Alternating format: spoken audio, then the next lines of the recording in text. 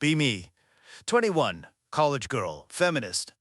Always convinced the courts are fair. Whenever guys rant about custody bias, I think it's cope. Like they just didn't want to step up and now they cry online. Tell myself if you actually put in the work, you get the kids. Moms do most of the work anyway. Seemed obvious. Then my cousin Eric gets divorced. He's early 30s. Works as a mechanic at this dingy shop off the highway. Place always smells like burnt oil and coffee that's been sitting too long. Posters of half-naked women taped to the walls from the 90s. Always has grease under his nails. Shirts stained with oil no matter how much they're washed. Married young. 2 kids before I even finished high school. I remember him at cookouts with one kid on his hip and the other tugging at his leg. Looked tired but solid, like he knew who he was. When I hear they're splitting it, I think, yeah, makes sense. Jenny always wanted him home more. He always said bills don't pay themselves. Classic.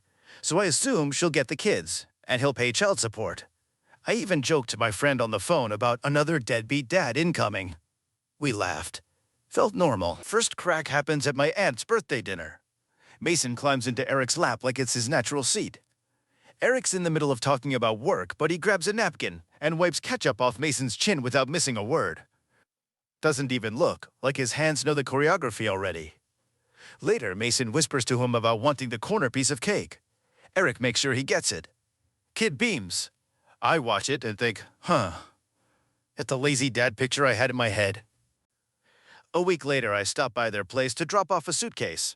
Expect to find chaos. Instead, Eric's wearing an apron, stirring spaghetti sauce. Lila's at the counter coloring. He's asking her about her drawing. Not in that distracted, cool, honey way. He actually asks follow-ups. She says her dragon has pink wings now. He asks why pink. She says because pink dragons are faster. He nods like she just told him a fact about physics. The sauce bubbles over and burns his arm. He wipes it off and keeps the conversation going. School play night. He's been at the shop all day, works a double shift. Still, shows up in time, showered at the shop sink. Cheers louder than anyone else when Lila comes on stage, brings daisies wrapped in plastic, hands them to her like they're roses from Broadway. She grips them so tight the stems bend. She doesn't care. She's glowing. Custody ruling comes in. I expect some justification. Instead, it's just maternal bond. Jenny gets primary custody. Eric gets alternating weekends. Nothing about him being unstable, nothing about neglect, just default to mom. I feel my stomach drop. He doesn't fight it, moves into a 1-bedroom apartment, sets up bunk beds, hangs their school pictures on the wall, buys 2 toothbrushes, purple and blue, keeps cereal in the cupboard they like even though they'll barely be there, tries to joke about being a weekend warrior. Eyes don't match the voice. His new apartment feels like limbo. Cheap carpet that smells faintly of cigarettes from the last tenant. No couch, just a second-hand recliner. A single lamp throwing yellow light. But the kids' room is spotless. Bunk beds with fresh sheets. A shelf full of their favorite books. A pile of Legos waiting for them. He sets it up like they live there full-time, even though they don't. First real gut punch is Lila's birthday. Falls on Jenny's week. Eric wraps a present in unicorn paper, leaves it on the kitchen table. Calls me. Asks if I think Jenny will let him drop it off. Says he doesn't want to step on her time. Voice sounds small. He doesn't go. Weeks later, the gift's still there. Dust on the sparkles. Mason has a soccer game midweek. Eric asks if he can come watch. Jenny says it would confuse the kids, so he stays home. Watches a shaky Facebook live stream from another parent. Sits alone in his apartment. Tells me later about it like it was both nothing and everything. I start noticing how tired he looks. Eyes red from overtime. Hands cracked from winter air and grease. He eats microwaved meals alone most nights. Sometimes I see him staring at the framed photos of his kids while the TV plays static because he forgot to change the input. He's there, but not there. After family dinners, he lingers. Everyone else drifts upstairs. He stays in the kitchen with a beer, silent.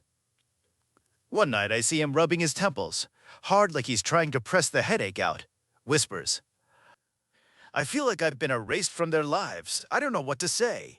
Then the talent show. I go with him. Lila sings Let It Go, does the hand motions. Jenny's sitting in front of us. People crowd around after. You must be so proud. Jenny smiles, says, yeah, it's not easy being their only real parent. I swear I see Eric flinch, like the words physically hit him. He doesn't argue, doesn't even look up, just stares at the floor while everyone else claps. On the drive home, he grips the steering wheel so tight his knuckles turn white. No music, no words. Just silence thick enough to choke on. I lie awake, later replaying it. Her saying it so casual. Everyone nodding along. Him standing there looking like half his life got stolen. And nobody noticed. Suddenly all those Reddit rants I mocked don't feel so theoretical anymore. I still believe women carry more of the load most of the time.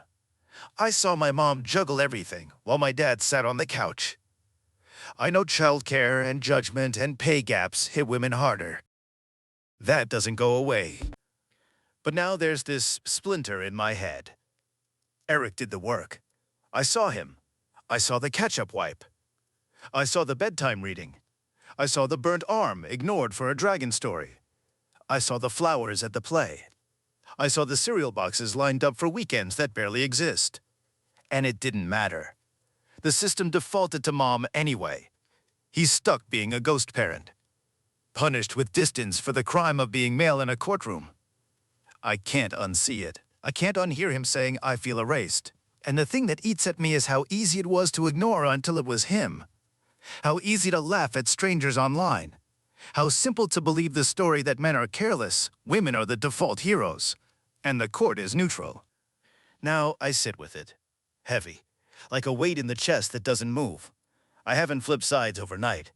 Not starting a father's rights crusade. Not going to go on some forum about systemic misandry. But I can't shake it. I can't stop thinking about that unicorn-wrapped gift collecting dust. About Eric watching his kid's soccer game through a pixelated phone stream. About his daughter on stage while he sat invisible in the row behind. About his apartment smelling like microwaved pasta and silence.